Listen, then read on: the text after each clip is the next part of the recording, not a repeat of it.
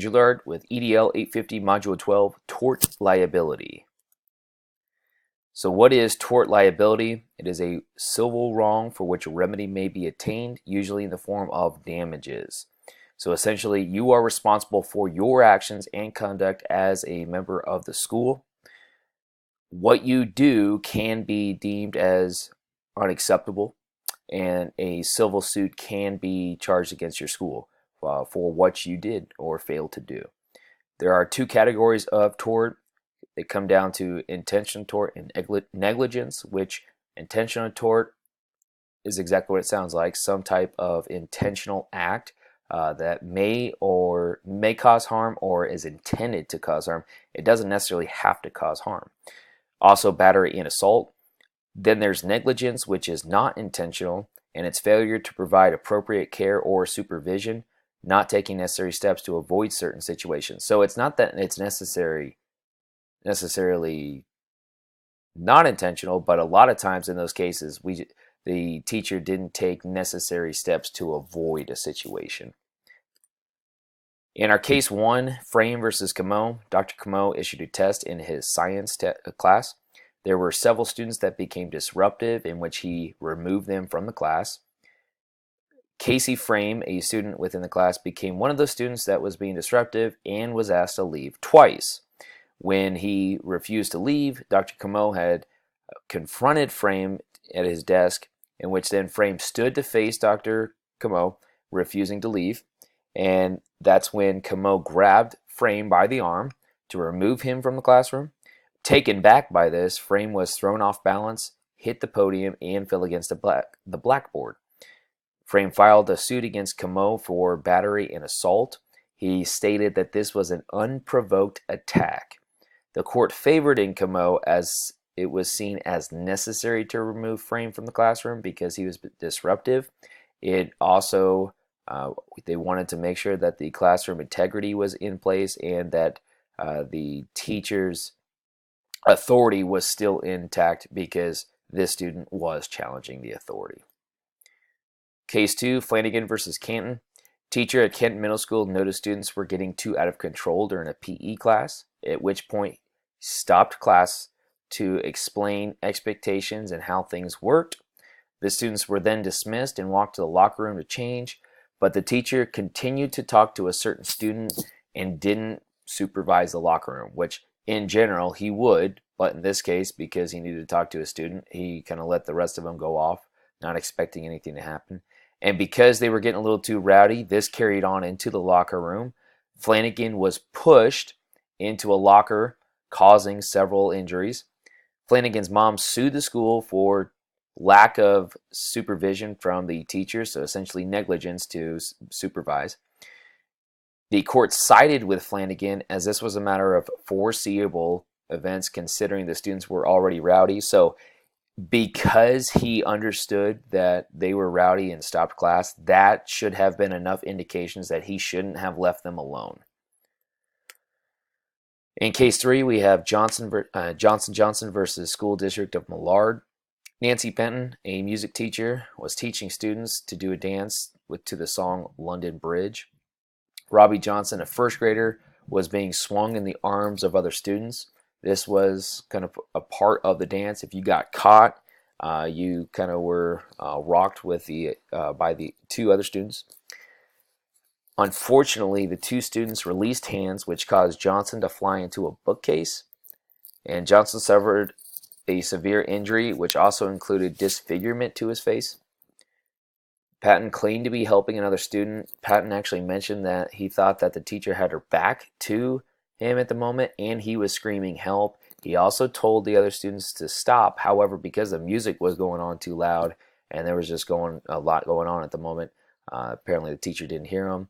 And so the court deemed school district negligent because the negligence caused Johnson's injury. So putting the students in that situation, but also not taking necessary precautions to prevent any injuries, the court saw that as negligence.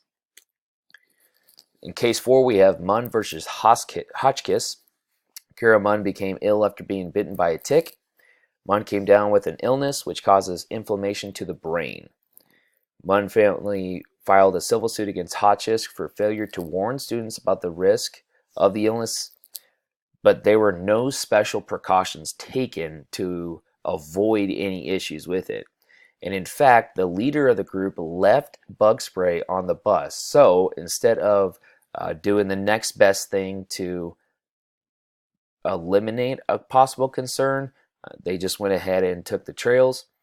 The students, a couple of other students, including Munn, ignored the leader's instructions of what trail to take when hiking down and proceeded to walk on dirt trails, which were full of bugs at this point.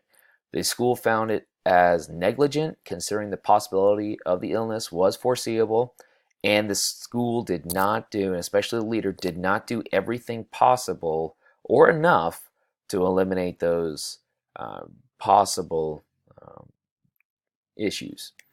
And then Munn was awarded $41.5 million. And then we have Rahachik versus Millard School District. David, who was a ninth grader, passed away due to a hit to the head from a golf club during PE. David was absent the day of golf instructions because the weather outside did not allow them to go outside, so they had to come inside to do something. Then the day that he returned, they were doing golf again, and instead of one of the two teachers available going over the instructions once again, David just had another student kind of instruct him of what to do. The court deemed the school as negligent because both teachers were not supervising the students teeing off, which is where the event happened, and they did not see David's actions as negligent to his surroundings. So they didn't see that he was responsible for it because he didn't know the necessary steps to avoid any issues with getting hit by the golf club. They saw that as the teacher's responsibility to make sure that he knew, in which they didn't. So in my evaluation of these cases, the number one thing that always came up was negligence. Maybe not so much in the first case with the student or the teacher removing, but the four that the school district was found guilty, it came down to not doing enough or not providing enough steps to avoid those issues. For our school, reactive measures to collect all the information. So if a situation does happen, the number one thing you have to do is collect all the information. And that's information from a teacher, the student that's directly involved in the situation, if possible. Analyze the situation, and then going forward, if you can create a plan to avoid legal issues for that teacher or the school, that's something that they can do in place. If it's bad enough, it might end up being termination from their job. Also, proactive measures, something that I believe that I can be proactive in steps necessary to avoid issues. Understanding the law. Okay, what is my number one priority? That's, of course, student safety, but taking preventative care. I will not go into a situation, that especially one that I'm unfamiliar with, that I am not taking all the necessary steps to avoid any issues. Also, always asking for admin's opinion or help before doing something. I just think kind of clearing it with them, allowing them to kind of say, hey, this is what you need to do. Make sure you're doing this. That way, I'm not only covered, but I can have the admin back me up in those issues. But then, as the admin, making sure that your teachers are coming to you before doing something and just always clearing it, even if it takes 5 seconds for you to just get the answer or whatever it might be. But just making sure that teachers are coming to you and that as a teacher, you're going to the admin before making any chance or taking any chance of possible issues, especially in the concerns of student safety. Professional ethics. Number one thing is always having students' best interests in mind, even if it's just going over little things. Once again, always doing that because you're putting their best interest in mind first will help you, and definitely goes down the line of ethics. Also, never putting yourself or students in a bad position, whether it's just because of inexperience or a possible danger. Games are fun, but not always are they the safest. And also never react in the moment. I think of in case one where the teachers Maybe emotions kind of started filling up because he was frustrated, he was annoyed with students. You don't want to allow those emotions to play a role in your decision making.